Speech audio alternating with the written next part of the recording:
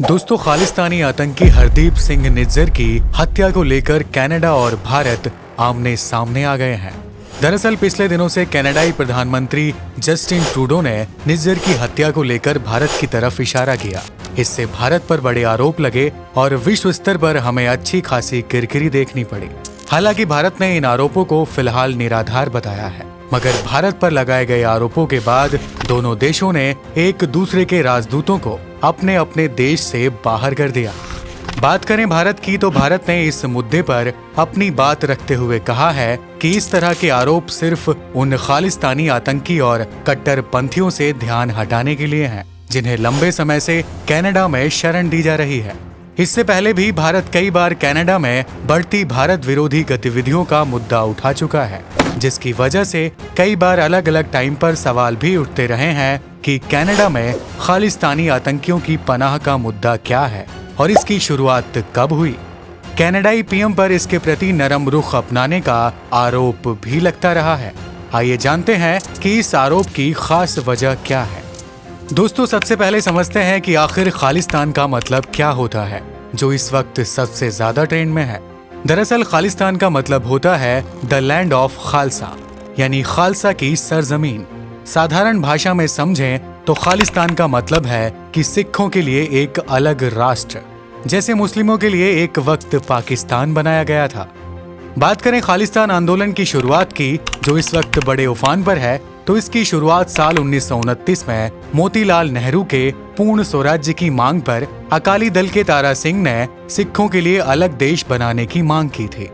भारत की आजादी के समय जब अलग देश की मांग नहीं मानी गई, तो भारत में ही सिखों के लिए एक अलग राज्य बनाने की मांग होने लगी।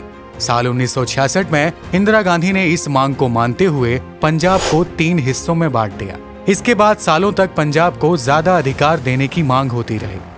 दोस्तों, 80 के दशक में पंजाब में खालिस्तान आंदोलन ने एक बार फिर से जोर पकड़ा। दमदमी टकसाल का जरनैल सिंह भिंडरावाला लगातार खालिस्तान आंदोलन को हवा दे रहा था। इस 20 साल 1983 में खालिस्तान समर्थकों ने स्वर्ण मंदिर परिसर में पंजाब के डीआईजी अटवाल की हत्या कर दी। इसके बाद तत्कालीन प्रधानमंत्री इंदिरा गांधी ने ऑपरेशन ब्लू स्टार चलाया और स्वर्ण मंदिर में छिपे भिंडरावाला का खात्मा कर दिया। जिसके बाद स्वर्ण मंदिर में हुए खून खराबे के चलते सिख समुदाय के मन में इंदिरा गांधी के प्रति गुस्सा भर गया और बाद में यही कारण रहा कि आगे चलकर इंदिरा गांधी की उन्हीं के 2 सिख सुरक्षा कर्मियों ने हत्या कर दी।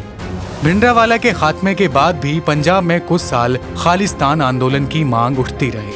भिंडरावाला के समर्थकों ने एयर इंडिया के विमान में विस्फोट, पूर्व थल सेना अध्यक्ष जनरल SS वैद और पंजाब के तत्कालीन सीएम बेअंत सिंह की हत्या जैसी वारदातों को अंजाम भी दिया। लेकिन समय के साथ साथ यह आंदोलन पंजाब में लगभग खत्म हो गया था। हालांकि इन दिनों यह आंदोलन फिर से पंजाब में सिर उठाता नजर आ रहा है, जिसकी वजह है कनाडा वाला केस। दोस्तों, अब आते हैं इस बात पर कि आखिर कनाडा कैसे पहुंची खालिस्तान की कहानी। दोस्तों, भारत के बाद कनाडा एक ऐसा देश है जहां दुनिया की दूसरी सबसे बड़ी सिख आबादी रहती है। 1980 के दशक में जब पंजाब में खालिस्तान अलगाववादी आंदोलन अपने चरम पर था, तब इसे बहुत सारे पैसे और तमाम संसाधनों की जरूरत थी।